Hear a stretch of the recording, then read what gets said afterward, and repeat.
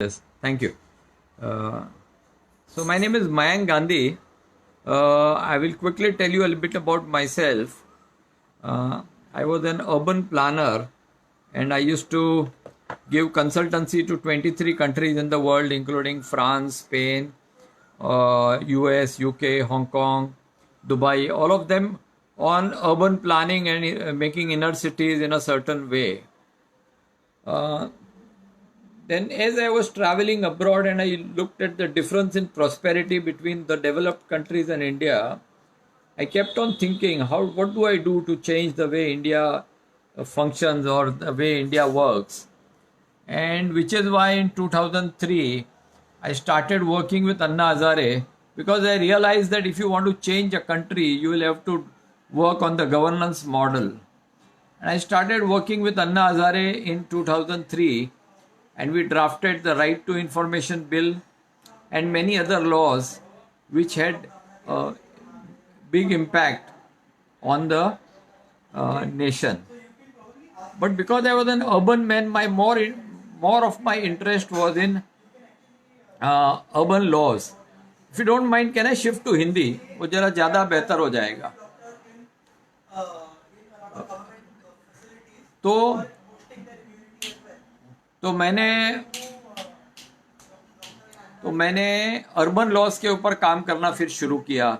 मुंबई को कैसे बना सकते हैं, क्लस्टर डेवलपमेंट पूरा मॉडल कैसा है, ये सब चीज़ के ऊपर काम कर रहा था. तब 2011 में मुझे एक मीटिंग में केजरीवाल मिले और उन्होंने मुझे कहा कि मयंक, मैंने एक ड्राफ्ट किया, एक कानून ड्राफ्ट किया है करप्शन के विरुद्ध, तो क्या तुम महाराष्ट्र और गुजरात की जिम्मेवारी उठा सकते हो क्या? इसको एक मूवमेंट बनाना पड़ेगा. तो उस समय मैं खूब अध्यात्म में था और मुझे कोई इच्छा नहीं थी. मैं सेल्फ डेवलपमेंट की तरफ ज़्यादा जा रहा था. लेकिन केजरीवाल की एक जो तरीका है, उन्होंने जाके मीटिंग के अंदर डिक्लेयर कर दिया कि अभी मयंक गांधी पूरा महाराष्ट्र गुजरात की जिम्मेवारी देंगे और एक इंडिया अगेंस्ट करप्शन करके मूवमेंट शुरू कर दिया. मुझे भी लगा ऊपर वाले का कोई सिग्नल होगा. कुछ समय के लिए मुझे इस सब छोड़ के, मेडिटेशन सब छोड़ के, देश के लिए, लोगों के लिए काम करने का एक सिग्नल ऊपर से आया होगा. इसलिए फिर मैंने इंडिया अगेंस्ट करप्शन मूवमेंट जो थी उसको लीड करना शुरू किया वेस्टर्न इंडिया में. और फिर आप सब जान ही रहे हो, फिर मैंने अन्ना जी को मिलवाया केजरीवाल से, और आप सब जानते हो कि एक बहुत बड़ी मूवमेंट हुई थी इंडिया अगेंस्ट करप्शन. उसमें मुझे बहुत कुछ देखने को, सीखने को मिला. लेकिन उसके बाद ये पॉलिटिकल पार्टी बन गई, आम आदमी पार्टी, और मैं आम आदमी पार्टी के अंदर राष्ट्रीय कार्यकारिणी का भी सदस्य था और बहुत सारी जिम्मेवारी थी. लेकिन जब 2015 का चुनाव, जहाँ पे हम 67 सीट जीते थे दिल्ली में, वो होने के बाद कहीं ना कहीं मुझे ये थोड़ा अनकंफर्टेबल भी लगने लगा, क्योंकि हमने प्रिंसिपल्स के बदले में हमने पावर को सिलेक्ट किया था और बहुत कुछ ऐसी चीज़ हमने करना शुरू कर दिया था जो मुझे लगता है कि हमारे ओरिजिनल प्रिंसिपल से विरुद्ध था. और अंदर से मुझे भी ये लगने लगा कि कहीं मैं ये राजकारण के लायक ही नहीं हूँ. फिर तो मोदी जी के वहाँ से फ़ोन आया, राहुल गांधी का भी फ़ोन आया कि आप हमें ज्वाइन कीजिए. लेकिन मुझे समझ में आ गया था कि राजकारण मेरे लायक नहीं है, या मैं राजकारण के लायक नहीं हूँ. क्योंकि ओशो कहते थे कि लाइफ में गरीबी भी है और समृद्धि भी है. तो रोज़ सुबह उठ के पॉलिटिक्स के अंदर जो लड़ना पड़ता है, झगड़ना पड़ता है, ये मुझे लग रहा था कि मेरे लायक नहीं है. तो इसलिए फिर मैंने छोड़ दिया. उसके बाद मैं अपना जॉब करने लगा और 2016 में एक बहुत बड़ा सूखा पड़ा मराठवाड़ा में, और काफ़ी किसानों ने आत्महत्या की और एक लड़की वहाँ पे धूप में मर गई. तो मुझे ये लगा कि गांव को अगर हम नहीं सुधारेंगे तो देश सुधरने नहीं वाला है. इसलिए फिर गांधी जी भी कहते थे कि भारत की आत्मा जो है वो गांव में बसी हुई है. तो इसलिए फिर मैं गांव में चले गया और मैंने ऐसे गांव सिलेक्ट किए जो देश के सबसे वर्स्ट गांव थे। और वहाँ पे मैंने देखा कि वहाँ की हालत बहुत ख़राब थी। वहाँ पे पर्यावरण का बहुत बड़ा प्रॉब्लम था, सूखा पड़ रहा था, लोग सुसाइड्स कर रहे थे। लेकिन मुझे लगा मैं क्या कर सकता हूँ। तो 2016 में हमने टैंकर के द्वारा पानी पहुँचाना शुरू कर दिया और किसानों को और वहाँ के जो शेतकरी कहते हैं, फार्मर्स कहते हैं, विलेजर्स कहते हैं, उनको 2016 में 1.5 करोड़ लीटर हमने पानी पहुंचाया। लेकिन वो प्यास तो बुझ गई, लेकिन हम उसकी समृद्धि नहीं ले आए तब तक कुछ होने नहीं वाला है। पानी देना ये तो सिर्फ एक बैंडेड लगाना है, जबकि जो रियल प्रॉब्लम है, जो रियल कैंसर है, वो ये है कि जो किसानों की जीवन को हमें बदलना पड़ेगा। तो 2017 में हमने काम शुरू कर दिया किसानों के साथ।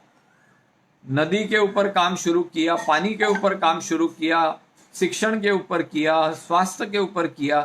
360 डिग्री 15 गांव को लेके हमने काम करना शुरू कर दिया। और तब मैं गांव क्या होता है इसको थोड़ी बहुत समझ आने लगी। और 2018 में हमने एक 70 किलोमीटर नदी जो थी वो उसका डीपनिंग और वाइडनिंग किया। हमने 162 फार्म पॉन्ड्स बनाए, 52 हमने डैम्स बनाए और पानी का स्टोरेज हमने तैयार कर दिया, जो 222 करोड़ लीटर का पानी का स्टोरेज हमने खड़ा किया। अब पानी जो है वो एंड प्रोडक्ट नहीं है, वो तो एक एनेबलर है। एंड प्रोडक्ट ये है कि किसान का जीवन कैसे सुधारा जाए और उसको पर्यावरण से कैसे जोड़ा जाए। तो गए साल 2019 में किसानों के साथ मिलके हमने 11.87 लाख फल के पेड़ लगवाए, जो किसान के खेत में हमने लगवाए। तो मैं ये मानता हूं कि जो सबसे बड़ा प्रॉब्लम है इस देश का, इस विश्व का, वो पर्यावरण का है। Climate crisis is the biggest elephant in the room, जिसको हम एड्रेस नहीं कर रहे हैं। तो हमें लगा कि उसको एड्रेस करना, अगर तो कोई चीपेस्ट, इजीएस्ट और फास्टेस्ट मेथड अगर क्लाइमेट क्राइसिस को फाइट करना है, वो भाषणबाजी करके नहीं होगा, वो मास प्लांटेशन ऑफ ट्रीज से होगा। इसलिए फिर हमने 12.25 लाख के करीब हमने पेड़ गए साल लगवाए। और ये लगाने से क्या हुआ, एक 3 प्रकार के फायदे हुए। एक तो किसान जो पहले कॉटन और सोया लगाता था, जिसमें 10,000 रुपया पर एकड़ की इनकी इनकम थी, वो बढ़ के 3 लाख से लेके 8 लाख तक की इनकम हो गई। तो 30 से 50 गुना इनकी इनकम बढ़ गई किसानों की। दूसरा ये था कि वहां पे छोटी छोटी इंडस्ट्री आने लगी, पैकेजिंग होने लगा, प्रोसेसिंग होने लगा, तो एक एमएसएमई को भी एक बढ़ावा हुआ। लेकिन जो सबसे बड़ा प्रॉब्लम था वो था क्लाइमेट क्राइसिस का, पर्यावरण का, और उसके ऊपर ये मास प्लांटेशन जो 12 लाख पेड़ लगाए और हम जो लगाने वाले हैं, उससे बहुत बड़ा इम्पैक्ट होने वाला है।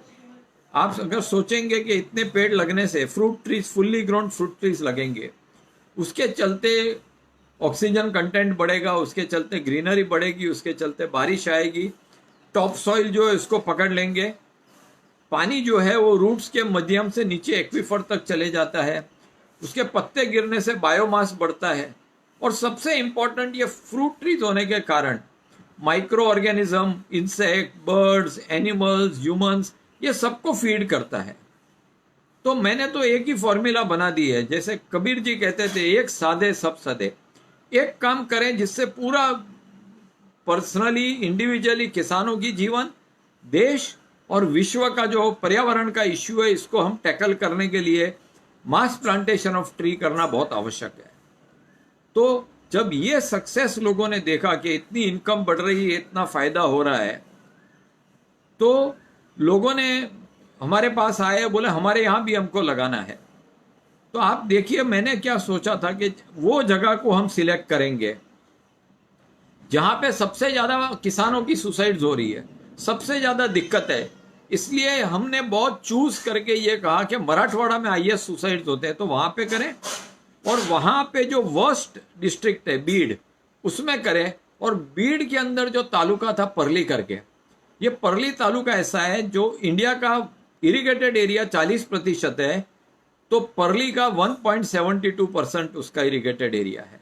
तो ये सबसे बुरा एरिया था, और हमारे जाने के बाद जो सुसाइड्स हो रहे थे वो रुक गए हैं। लास्ट 4 साल में सिर्फ 2 ही सुसाइड वहाँ पे हुए हैं, 3 हुए हैं, लेकिन एक तो कुछ लव अफेयर के कारण हुआ था। तो इससे पर्यावरण का भी फायदा हुआ और बाकी सबका भी फायदा हुआ। तो जब ये काम हम कर रहे थे तो आजू बाजू के सब किसान आए, बोले हम हमारे यहाँ भी कीजिए।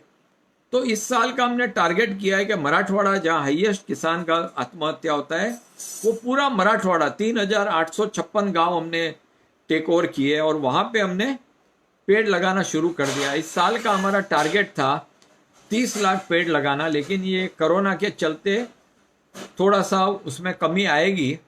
लेकिन आज ही मैं अनाउंस करने वाला हूं कि हम 10 लाख पेड़ का रजिस्ट्रेशन हो चुका है, और 45 दिन में रजिस्ट्रेशन होगा, तो 30 लाख शायद नहीं पहुंचेंगे, लेकिन फिर भी 20 लाख के करीब हम पहुंच जाएंगे। जब ये सब हो रहा था तो हमको मध्य प्रदेश के मुख्यमंत्री, मध्य प्रदेश के जो डिसीजन मेकर्स थे, वो हमारे पास आए कि आप हमारे एरिया में क्यों नहीं करते, वहाँ भी बहुत गरीबी है। तो रायसेन डिस्ट्रिक्ट जो भोपाल के नज़दीक है मध्य प्रदेश में, वहाँ पे हमने शुरू किया इस साल। वहाँ पे 219 गांव है, वहाँ पे भी हमने फल के पेड़ लगाना शुरू कर दिया है। अभी हमें और बहुत सारे जगह से, रायबरेली से बात आ रही है, छत्तीसगढ़ से बात आ रही है, तमिलनाडु से बात आ रही है। तो वहाँ पे काम करने के लिए एक इंफ्रास्ट्रक्चर डेवलप करना पड़ता है, उसके लिए एक अच्छे ऐसे लोग चाहिए जो मैटर को आगे लेके जा सकते हैं, क्योंकि अकेले हम बैठ के पूरा देश में नहीं कर सकते हैं। तो ये जो मॉडल है, ये मॉडल एक बनाने की कोशिश हो रही है। प्रूफ ऑफ कंसेप्ट कहते हैं कॉर्पोरेट वर्ल्ड में, कि 106 गांव का प्रूफ ऑफ कंसेप्ट बनाया, उसके बाद उसको स्केल अप करके 3856 गांव मराठवाड़ा में और 219 गांव मध्य प्रदेश में हम शुरू कर रहे हैं। और बाकी के इलाकों में भी इस साल 2020, 21, 22 में हम देश में अलग अलग कोने में ये मॉडल को डेवलप करेंगे, और इससे पर्यावरण को सबसे ज़्यादा फायदा होगा, लेकिन उसके साथ साथ में किसानों की जिंदगी बचेगी, और इंडिया का जीडीपी और इंडिया की इकोनॉमी का भी इम्प्रूवमेंट होगा। लेकिन ये जो हम कर रहे हैं, ये एक हमारा काम नहीं है, सरकार का काम है। तो हम एक मॉडल बना रहे हैं, उसको स्केल करके अलग अलग जगह पे दिखा रहे हैं कि ये मॉडल चल रहा है।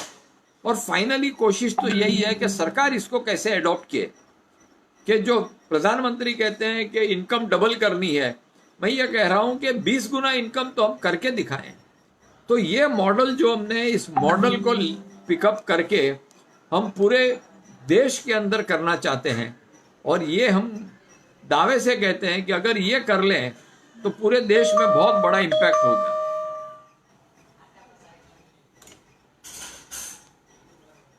कुछ सवाल आए हैं, तो ये मुझे भी अपने गांव की कई बदलाव की शुरुआत करनी है, उसका तरीका क्या है, कैसे लोगों को एक साथ लाऊं।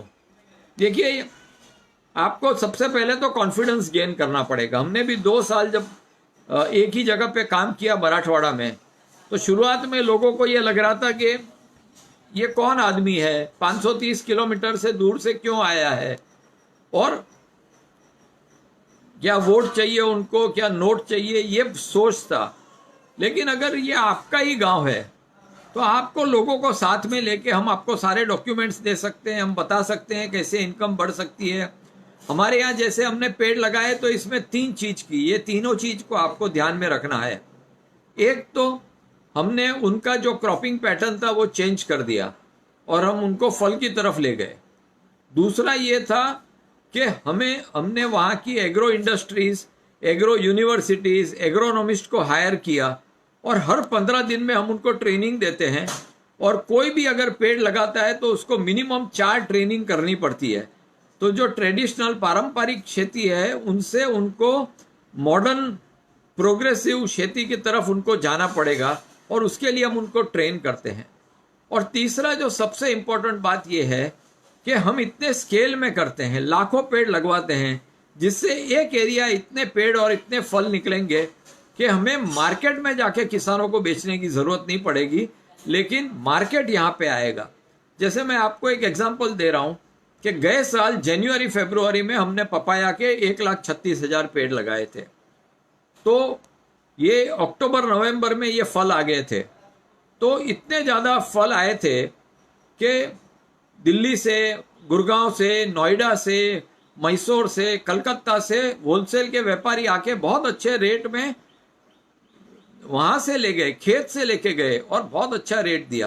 तो कोशिश तो यही होनी चाहिए कि इतना ज़्यादा क्वांटिटी में बनाए जिससे मार्केटिंग का प्रॉब्लम ही ना हो। और अगर ज़्यादा फल एक जगह बनते हैं तो उसके प्रोसेसिंग प्लांट भी डाल सकते हैं, जिसका मतलब ये है कि फल तुरंत सड़ भी न जाए, उसका यूटिलाइज हो सकता है। तो अगर आपको आपके उसके साथ अपने गांव में काम करना है, लोगों को इसमें कन्वर्ट करना है, तो मेरे पास सारे डॉक्यूमेंट्स हैं, उसका पूरा इकोनॉमिक्स है, कितना उसका कैपिटल एक्सपेंस लगेगा, कितना ऑपरेटिंग एक्सपेंस लगेगा, कभी ये बिकेगा। हम क्या करते हैं कि हम ये सोचते हैं कि जो माँ है वैसे बच्चा होगा। तो हम देश भर में घूमते हैं और बेस्ट नर्सरी में जाके बेस्ट वैरायटी होलसेल के रेट में लेके आते हैं, और उसके चलते पेड़ भी अच्छा होता है और उसकी जो वैरायटी है ये मार्केट में भी अच्छी बिकती है। तो आप लोगों को जोड़िए, डॉक्यूमेंट्स, सपोर्ट जो भी चाहिए वो हम आपको दे सकते हैं, लेकिन आपके गांव में जो आपको काम करना है वो आप ही को करना है। हम सिर्फ आपको बैक एंड सपोर्ट दे सकते हैं, एक आध बार आपके गांव आ सकते हैं, लेकिन लोगों को जोड़ना, ये सब आपको उसको फैक्ट्स, फिगर्स और साइंस से कन्विंस करना पड़ेगा। कोमल अग्रवाल जी का प्रश्न है, एक इंडिविजुअल क्या कर सकता है एनवायरनमेंट के लिए? देखिए, ये सब बहुत लोग बोल रहे हैं प्लास्टिक को ये करो, वो सब भी कर ही सकते हैं, उसमें मेरा कोई विशेष ज्ञान नहीं है। मेरे पास तो एक ही सॉल्यूशन है, पेड़ लगाओ। और पेड़ लगाने के बहुत जगह है। मुंबई के अंदर हमने अभी आर्य कॉलोनी में जाके अभी 5000 पेड़ लगाए। इस साल बारिश के बाद आर्य के अंदर देखिए, आर्य का जो कैंपेन हुआ तब 2100 पेड़ कटने वाले थे, उसमें से कुछ कटे कुछ नहीं कटे। तो उसके प्रोटेस्ट बहुत हुआ, और बहुत अच्छी बात है प्रोटेस्ट करना, उससे मुझे कोई दिक्कत नहीं है। लेकिन मैं एक कंस्ट्रक्टिव आदमी हूं, मैं प्रोटेस्ट वाला आदमी नहीं था। इंडिया अगेंस्ट करप्शन के समय बहुत प्रोटेस्ट कर लिया। अब उसको विश्व को कैसे बेटर बनाए, वो प्रोटेस्ट से जितना बनता है वो बने, लेकिन उसमें पेड़ लगाना सबसे इंपॉर्टेंट है। एक फुल्ली ग्रोन ट्री को तो हम रिप्लेस नहीं कर सकते हैं, लेकिन 2000 पेड़ अगर कटे हैं तो उसके सामने कम से कम 20 से 25,000 पेड़ मैं लगाने वाला हूं। 5000 लगा चुका हूं, और अगली बार जब मैं लगाऊंगा ये लॉकडाउन खत्म होने के बाद, मैं आप सबको रिक्वेस्ट करूंगा आप भी हमारे साथ जुड़िए। हम सारे जाके हजारों पेड़ लगाते हैं आरे में। मुंबई के अंदर बहुत सारे ऐसे स्थल हैं, इंडिया के अंदर शहरों में भी बहुत ऐसे स्थल है जहाँ पे आप पेड़ लगा सकते हो। अगर आपको दिक्कत है कि कौन सा पेड़ लगाना, वहाँ सैपलिंग कहाँ से मिलेगी, तो हम आपको गाइड कर सकते हैं।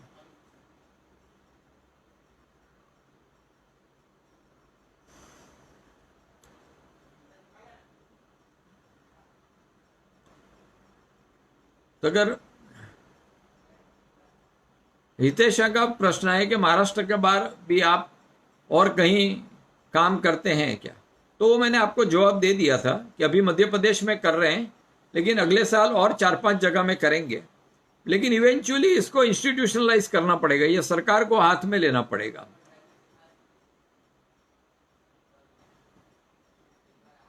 ठीक है, तो मुझे लगता है ये हमारी अच्छी बातें हुई। थैंक यू सो मच, आप सबने बुलाया। तो मैं आपको रिक्वेस्ट करता हूं आप भी इसके ऊपर काम करें। राकेश जी का लास्ट क्वेश्चन है, उसको मैं ले लूंगा। क्या गवर्नमेंट सच में एनवायरनमेंट जैसे टॉपिक्स को लेकर सीरियस होती है क्या?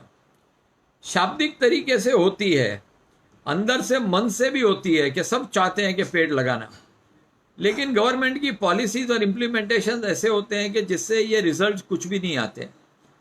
देखिए, हमने स्टडी किया कि लास्ट 4-5 साल से महाराष्ट्र सरकार ये कह रही है कि हम इतने करोड़ पेड़ लगाएंगे, 50 करोड़ पेड़ लगाए, ये उन्होंने पब्लिक में कहा है। हमने वो स्टडी करना शुरू किया, कहाँ पे पेड़ लगे हैं और अभी कितना जिंदा है। मैं जहाँ बीड़ में काम करता हूँ, परली में काम करता हूँ तालुका में, वहाँ 15 से 20 लाख पेड़ लगाए थे। अभी आपको 14 पेड़ नहीं मिलेंगे, सब मर गए। तो उसको पब्लिक प्लेस में लगाने के लिए तो गवर्नमेंट लगवा देती है, खर्चा कर देती है, उसमें से कितना पैसा कहाँ जाता है इसके ऊपर तो डिस्कशन भी नहीं करते हैं, लेकिन उसका कोई माई बाप नहीं है, इसलिए ये इसका कोई फायदा नहीं है। इसलिए हमने भी यही सोचा कि हम भी ओपन स्पेस में, पब्लिक प्लेस में नहीं लगाएंगे, किसान के खेत में लगाएंगे, और अगर किसान के खेत में लगाते हैं तो उसको उससे इनकम होती है, और उसको इनकम होने के कारण वो पेड़ का खूब ख्याल रखती है। जैसे हमने जो पेड़ गए साल लगाए उसका 76% बचे हुए हैं और 24% मर चुके हैं। ये बहुत अच्छा रेशियो है। कहीं भी जाएंगे तो कम से कम आपको 50% पेड़ मर जाते हैं, स्पेशली पपाया जैसे पेड़ को। आपको एक प्रश्न यह है कि पॉलिटिक्स ज्वाइन करने से डिफरेंस कर सकते हैं क्या, या डिफरेंस करना है तो पॉलिटिक्स ज्वाइन करना पड़ेगा क्या? देखिए, पॉलिटिक्स एक तरीका है, मैं जो काम कर रहा हूं वो भी एक तरीका है। तो बहुत अलग अलग तरीके हैं बदलाव लाने के लिए। मैं मानता हूं कि उसको स्केल में करना है तो पॉलिसीज के ऊपर भी वर्क करना पड़ेगा, पॉलिटिक्स इंपॉर्टेंट भी है। लेकिन पॉलिटिक्स की कुछ भाषा है, पॉलिटिक्स का कुछ टेक्निक्स है, पॉलिटिक्स के कुछ वर्किंग है, मैंने तो बहुत नज़दीक से देखा हुआ है। और लड़ना, सुबह से बाहर के लोगों से कम लड़ना, अपनी पार्टी के लोगों से ज़्यादा लड़ना, और छोटी छोटी बात को बढ़ाना, उसके ऊपर मुद्दा लेना, रोज जाके कन्फ्रंटेशन करना। तो कुछ लोगों की ये स्वभाव है, ये इस तरह कर सकते हैं, तो उनके लिए पॉलिटिक्स अच्छी चीज़ है। लेकिन पॉलिटिक्स विदाउट प्रिंसिपल्स ये बहुत गलत है। पॉलिटिक्स विथ प्रिंसिपल्स अगर आप करते हो, और आपका नेचर है लड़ने का, झगड़ने का और एग्जिस्ट करने का, क्योंकि ये स्ट्रगल है, पॉलिटिक्स एक स्ट्रगल है। आप कहीं भी हो, नरेंद्र मोदी भी हो, तो भी आपको दिन रात स्ट्रगल करना पड़ता है, इधर से गाली उधर से गाली, ये प्रॉब्लम वो प्रॉब्लम। तो अगर आपका नेचर है स्ट्रगल करना और उसमें से पत्थर में से पानी निकालना, तो आप बिल्कुल पॉलिटिक्स ज्वाइन कीजिए। पॉलिटिक्स कोई गंदी बात नहीं है, पॉलिटिक्स अच्छी है। उसके अंदर गंदगी तो सब जगह है, एनजीओ सेक्टर में भी है, मीडिया में भी है, जुडिशरी में भी है, गंदगी तो हर जगह है।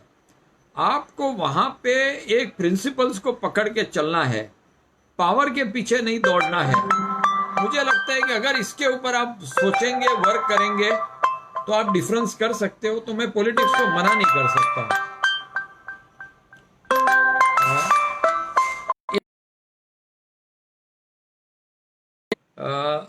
अर्बन एरियाज में ऑब्वियसली ज़्यादा प्रॉब्लम है, क्योंकि अर्बन एरियाज में पोल्यूशन ज़्यादा है, ट्रीज कम है और बहुत सारे इश्यूज है। तो लेकिन उसमें स्कोप भी कम है, क्योंकि बहुत कम जगह बची हुई है, और सरफेसिंग जो हो गया है हाउसिंग सोसाइटीज़ का, रोड्स का, उसमें ज़मीन में पानी उतरता नहीं है, पानी का भी प्रॉब्लम, दूर दूर से पानी लाना पड़ता है, और पोल्यूशन, ऑक्सीजन की कमी, प्लास्टिक्स, ये सारे इश्यूज से अर्बन एरियाज़ में तो बहुत ज़्यादा प्रॉब्लम है। उसके ऊपर लोगों को काम करना चाहिए। मुझे स्केल के ऊपर काम करना है, और मुझे किसानों की ज़िंदगी बदलनी है, क्योंकि गांधी जी कहते थे वैसे आत्मा जो देश की है वो गांव में रहती है। तो गांव में 66% लोग रहते हैं। अगर कुछ मॉडल बना सका जिससे गांव को बदल सकते हैं, तो ये मेरे लिए बड़ी बात होगी। इसलिए मैं गांव में काम करता हूँ, लेकिन अर्बन एरियाज़ में भी बहुत ज़रूरी है काम करना। Thank you so much. आप सबसे बात करके बहुत अच्छा लगा। मैं वापस माफ़ी चाहूँगा कि थोड़ा टेक्नोलॉजी न समझने के कारण मुझे एंटर करने को समय लग गया। थैंक यू टेक संवाद, आपने मुझे बुलाया।